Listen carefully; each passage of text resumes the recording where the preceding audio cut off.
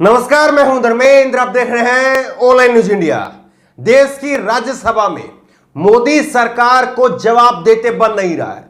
देश की संसद में मोदी सरकार की हालत पतली हुई पड़ी है। वजह क्या है?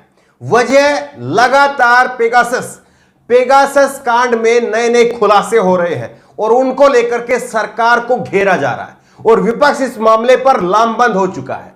और आज जिस तरह से दैनिक भास्कर और भारत समाचार चैनलों के ऊपर लगातार छापे मारे गए, आईटी के छापे पड़े, उसके बाद में सरकार के ऊपर विपक्ष का गुस्सा 7वें आसमान पर है। और इसी का नतीजा था जब आईटी मिनिस्टर जवाब देने के लिए खड़े हुए तो उनके हाथ से जवाब की कॉपी पकड़ करके उसको फाड़ करके फेंक दिया गया। आज ये देश की राज्यसभा में हुआ। उसके बाद में तमाम सवाल उठे, लेकिन उसके बाद में जिन्होंने फाड़ करके फेंका था उनका नाम है शांतनु सेन, टीएमसी के सांसद हैं।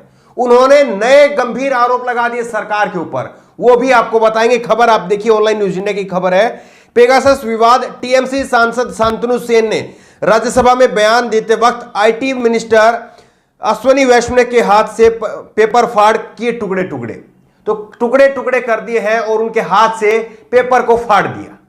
और उसके बाद में जो है वो क्या आरोप लगाए वो भी आपको बताएंगे, लेकिन उससे पहले आप ये देखिए दैनिक भास्कर की खबर आप देखिए। पेगासस जासूसी कांड पर राज्यसभा में हंगामा, तृणमूल सांसद ने आईटी मिनिस्टर के हाथ से पर्चा छीनकर फाड़ा। मंत्री अपनी बात भी पूरी नहीं कह पाए, तो मंत्री साहब पूरी बात नहीं कह पाए। इस तरह का एक माहौल जो है वो तैयार किया गया। लेकिन उसके बाद में किस तरह से सच्चाई सामने आई और टीएमसी के सांसद ने क्या कुछ कहा वो आपको बताएंगे, लेकिन उससे पहले राज्यसभा में किस कदर हंगामा हुआ ये वीडियो आप देखिए। माननीय सभापति ji, statement by minister Shri Ashwini Vaishnaw ji, please please please please honourable minister to माननीय सभापति महोदय, प्लीज माननीय सभापति महोदय, रीड द मैं स्टेटमेंट। सदन में स्पाईवेयर पेगासस के द्वारा सभापति महोदय इस स्टेटमेंट को पटल के सदन के कदम पर न माना जाए। माननीय यह असंसदीय परंपरा कृपया हम लोग न सुने, परंपरा कृपया हम लोग न सुने, परंपरा कृपया हम लोग न सुने, परंपरा कृपया हम लोग न सुने। रिपोर्ट ले हो गई, जिस रिपोर्ट पर आप सब सुनना चाहते थे, जो महत्वपूर्ण मुद्दा आपके लिए था, ऑनरेबल चेयरमैन सर, उस मुद्दे पर आप ऑनरेबल चेयरमैन सर, अवसर पा रहे हैं, पर आप उस पर बहस नहीं होने देना चाहते हैं। ये कौन सी लोकतांत्रिक प्रक्रिया है? ये सारा हंगामा हुआ और इस हंगामे के बाद में राज्यसभा को आखिरकार स्थगित करना पड़ा। इसके बाद में राज्यसभा की कार्रवाई कल तक के लिए स्थगित कर दी गई। यह तीसरी बार था जब सदन की कार्रवाई रोकी गई। इससे पहले सुबह कार्रवाई शुरू हुई थी तो हंगामे के चलते 12 बजे तक, फिर 2 बजे तक स्थगित करनी पड़ी। उधर लोकसभा में भी हंगामे के चलते सदन की कार्रवाई शाम 4 बजे तक के लिए और फिर कल 11 बजे तक के लिए स्थगित कर दी गई। तो आखिरकार सदन को स्थगित करना पड़ा। बीजेपी को सोचना चाहिए कि बीजेपी पूर्ण बहुमत की सरकार है और राज्यसभा में भी बिल पास करवा लेती है, तो आखिरकार वो हाउस को चला क्यों नहीं पा रही? वजह क्या है उसके पीछे? वजह ये के ऊपर इतने सवाल उठ रहे हैं कि सरकार के पास में सीधे जवाब है नहीं, और इसी से नाराज विपक्ष के सांसद हंगामे पर उतारू हैं। ये आप देखिए, राहुल गांधी ने ट्वीट किया और लिखा, कागज पर शाही से सच लिखना एक कमजोर सरकार को डराने के लिए काफी है।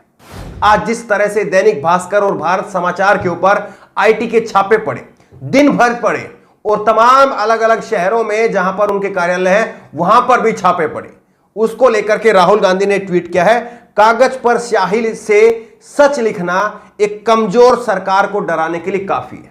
सरकार डरती है किसी अखबार के ऊपर अगर काली स्याही से कुछ लिखा आ जाता है तो सरकार के मुंह पर कालक पुज जाती है और सरकार उससे डरती है, और इसीलिए सरकार को ऊपर जो है चौतरफा हमले हो रहे हैं। ये खबर और देखिए आप, किस तरह से जो है राज्यसभा से और लोकसभा से दोनों में जो है वो हंगामा होता रहा।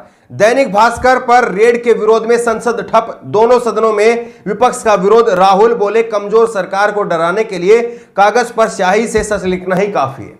तो ये दोनों तरफ जो है वो हंगामा होता रहा, राज्यसभा में भी और लोकसभा में भी। लेकिन सबसे बड़ी बात यह है कि चौंकाने वाली बात कई है जिनके ऊपर इल्जाम लग रहे हैं कि उन्होंने संसद के अंदर असंसदीय व्यवहार किया है। आईटी मिनिस्टर के हाथ से जिन्होंने पर्चा छीन करके फाड़ा था, उन्होंने बड़े आरोप लगाए हैं। आईटी मंत्री से पन्ने छीनने वाले टीएमसी सांसद शांतनु सेन बोले, हरदीप पुरी ने दी गाली, मुझे मारने वाले थे। तो ये उन्होंने बड़े गंभीर आरोप लगा दिए। हरदीप पुरी के ऊपर गंभीर आरोप लगाए हैं। हरदीप पुरी उस वक्त में पीछे की सीट पर बैठे हुए थे और उनके ऊपर गंभीर आरोप लगाते हुए कहा है कि उन्होंने मुझे गाली दी और मारने वाले थे मुझे, ये उन्होंने कहा है। ये आज तक की खबर आप देख लीजिए। पेगासस बयान की कॉपी फाड़ने वाले टीएमसी सांसद का आरोप, हरदीप पुरी ने मुझे धमकाया और फिर गाली दी। तो दिन भर जो है वो संसद में होता रहा। लेकिन सवाल सरकार से भी है और सवाल विपक्ष से भी है। सरकार से सवाल यह है कि सरकार इतनी कमजोर कैसे हो गई है कि उसके ऊपर इतने आरोप लग रहे हैं और इतने सारे लोगों ने इस बात को लेकर के दावा किया है कि वो सरकार फोन टेप करा रही थी। तमाम पत्रकारों के, विपक्ष के नेताओं के, सुप्रीम कोर्ट के जजों के, सबके फोन टेप करा रही थी। और वो सरकार अब उन चैनलों से इतना क्यों डर रही है जो चैनल सच दिखाते हैं? उन पत्रकारों से इतना क्यों डर रही है जो पत्रकार सच दिखाते हैं? भारत समाचार लगातार उत्तर प्रदेश के गांव गांव से सच को निकाल करके लेके आ रहा है। उसके बाद में दैनिक भास्कर अखबार लगातार सच दिखा रहा है। जिस तरह से गंगा के अंदर लाशें तैर रही थी, वो खबरें प्रमुखता से दैनिक भास्कर अखबार ने छापी। लेकिन उसके बाद में किस तरह से दैनिक भास्कर अखबार पर, भारत समाचार पर कार्रवाई हुई है, वो सब ने देखा है। सवाल ये वाकई उठता है कि क्या सरकार इतनी कमजोर है कि अगर उसके बारे में कोई काली स्याही से सच लिख दे तो उसको लगता है कि उसके चेहरे पर कालिक पोत दी गई है? क्या सरकार इतनी डरपोक हो गई है? अब सवाल विपक्ष से सवाल यह है कि एक तरफ इतना बड़ा जासूसी कांड और उस जासूसी कांड के बाद में अब उन समाचार चैनलों पर छापे पड़ रहे हैं जो लगातार सच दिखा रहे हैं, जो एक तरह से विपक्ष की आवाज बन रहे हैं। आप उनको बचाने के लिए आपको लग रहा है कि केवल एक ट्वीट पर कर देना काफी है। यह राहुल गांधी को, कांग्रेस को, अखिलेश यादव को और तमाम नेताओं को सोचना चाहिए कि क्या केवल ट्विटर से आप इस सरकार को, आपको लगता है कि आप डरा पाएंगे? आपको सड़कों पर उतरना पड़ेगा। संसद में नहीं सुनी जा रही है, ट्विटर पर नहीं सुनी जा रही है, तो जनता को लामबंद करना होगा। अगर यह काम विपक्ष नहीं करेगा तो कौन करेगा? पत्रकार तो अपना काम ईमानदारी से कर ही रहे हैं और जो ईमानदारी से कर रहे हैं उनके साथ में क्या सलूक हो रहा है ये तो आप देख ही रहे हैं। लेकिन उसके बाद में भी अगर आप लगता है कि ट्वीट कर दें, ट्वीट में ठीक है आपने भारी भरकम शब्दों का इस्तेमाल किया, लेकिन राहुल गांधी को सड़क पर उतरकर कब हम बैरिकेड तोड़ते हुए देखेंगे? कब हम देखेंगे अखिलेश यादव को बैरिकेडों से जूझते हुए?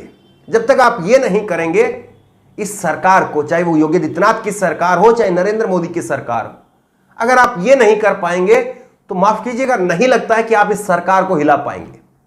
ट्विटर से सरकार नहीं जाने वाली है। अगर आप इस मुगालते में, चाहे अखिलेश यादव है चाहे राहुल गांधी है, अगर मुख्यमंत्री और प्रधानमंत्री आप दोनों को बनना है तो जूझना पड़ेगा। अगर नहीं जूझ सकते हैं तो ठीक है, फिर ठीक है, कुछ पत्रकार काम कर रहे हैं, कुछ पर छापे पड़ गए हैं, कुछ पर और पड़ जाएंगे, आप बैठे रहिए।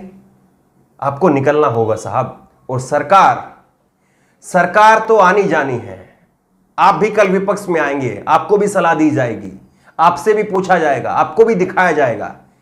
लेकिन ऐसा मत करिए कि उस वक्त में आपके पास में फिर मीडिया ही ना बचे, क्योंकि जो मीडिया को आज अपने जिस तरह का तोता बना दिया है, फिर वो कल आपको भी उसी तरह से नुकसान देगा। इस खबर को लेकर के, इस वीडियो को लेकर के आपकी जो भी राय हो नीचे कमेंट बॉक्स में अपनी राय जरूर दें। उसी तरह की तमाम खबरों के लिए ऑनलाइन न्यूज इंडेक्स सब्सक्राइब करें, साथ में जो बेल आइकन है घंटी उसको जरूर दबाएं, ताकि जैसे कोई वीडियो अपलोड करें उसकी नोटिफिकेशन आपको तुरंत मिल सके। धन्यवाद। इस खबर को अभी लाइक करें, शेयर करें, अभी चैनल को सब्सक्राइब करें और घंटी जरूर दबाएं।